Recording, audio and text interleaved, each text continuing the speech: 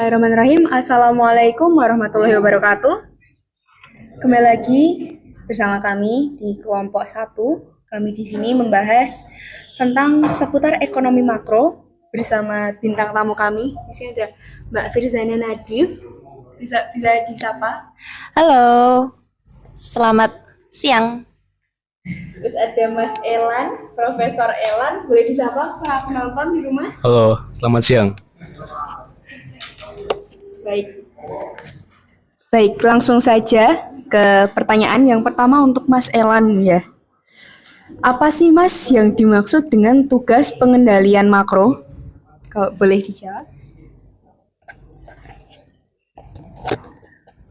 Jadi pengendalian makro itu kayak mengusahakan agar perekonomian bisa bekerja dan tumbuh secara seimbang, terhindar dari keadaan-keadaan yang bisa mengganggu keseimbangan umum.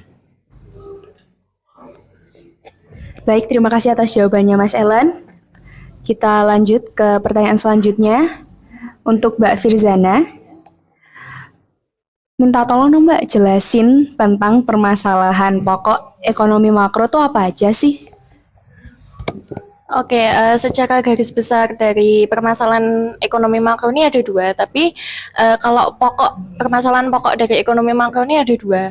Permasalahan ekonomi makro itu ada banyak, cuma kalau tentang permasalahan pokok itu ada dua. Jadi yang pertama adalah masalah jangka pendek atau masalah stabilisasi.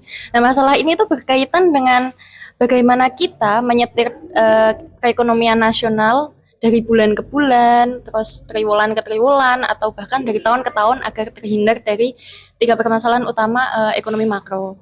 Terus kalau yang kedua adalah masalah jangka panjang atau masalah pertumbuhan. Masalah ini tuh tentang bagaimana kita juga menyetir perekonomian kita agar ada keserasian antar satu sama lain atau antar pertumbuhan penduduk dan pertambahan kapasitas produksi dan tersedianya dana untuk investasi.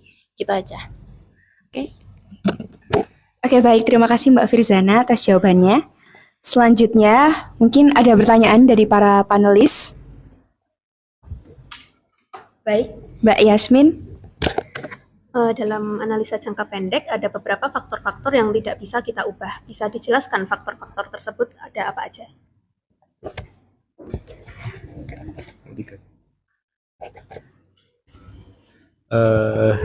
Jadi masalahnya seperti kapasitas total dan perekonomian kita, kayak kegiatan investasi dalam jangka pendek masih mungkin dilakukan, tapi hanya dalam arti khusus, yaitu sebagai pengeluaran investasi berupa penambahan stok barang jadi, setengah jadi, ataupun barang mentah di dalam gudang para pengusaha, dan pengeluaran oleh pengusaha-pengusaha untuk pembelian barang-barang modal seperti mesin-mesin, konstruksi gedung-gedung dan sebagainya.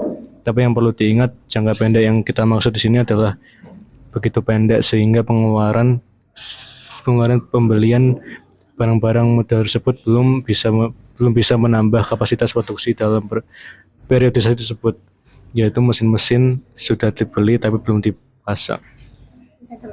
Oh ya, sedikit menambahkan itu ya, ada beberapa lagi yang salah satunya ada jumlah penduduk dan jumlah angkatan kerja. Jadi dalam satu triwulan misalnya kayak jumlah-jumlah praktis bisa dianggap tidak berubah atau lembaga-lembaga sosial, politik, dan ekonomi yang ada, gitu aja. Baik, terima kasih. Apakah panelis masih ada pertanyaan selanjutnya? Oke. Apa perbedaan mendasar antara ekonomi mikro dan ekonomi makro?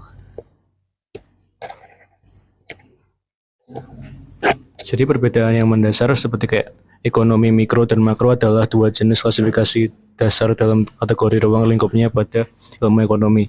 Sesuai dengan namanya, mikro identik dengan suatu hal yang kecil dan sebaliknya makro diidentifikasikan dengan hal yang besar. Terima kasih Mas Elan dan Mbak Firzana atas jawaban dari pertanyaan para panelis. Kemudian ada pertanyaan terakhir dari saya untuk Mbak Firzana. Apa sih Mbak yang dimaksud dengan neraca perdagangan? Oke, neraca perdagangan itu secara singkatnya adalah penerimaan devisa ekspor dikurangi dengan pengeluaran devisa untuk impor atau neraca pembayaran. Jadi ekspor dikurangi impor gitu. Baik, terima kasih atas jawaban dari pertanyaan-pertanyaan kami tentang ekonomi makro untuk Mbak Firzana dan Mas Elan. Demikian podcast kami hari ini dari kelompok 1. Ini sebenarnya suatu kehormatan ya bagi kami untuk diundang ke podcast tentang ekonomi pembahasan gini, karena sebenarnya tuh belum ada yang mengundang kami buat membahas ini. Jadi kayak makasih banget loh gitu kan. Terus kalau buat Bung Elan ada tambahan? Tidak ada, terima kasih. Oh iya, makasih ya. Oke, baik, terima kasih. Tolong tepuk tangannya untuk kedua panelis bintang tamu kita. Sekian, wassalamualaikum warahmatullahi wabarakatuh.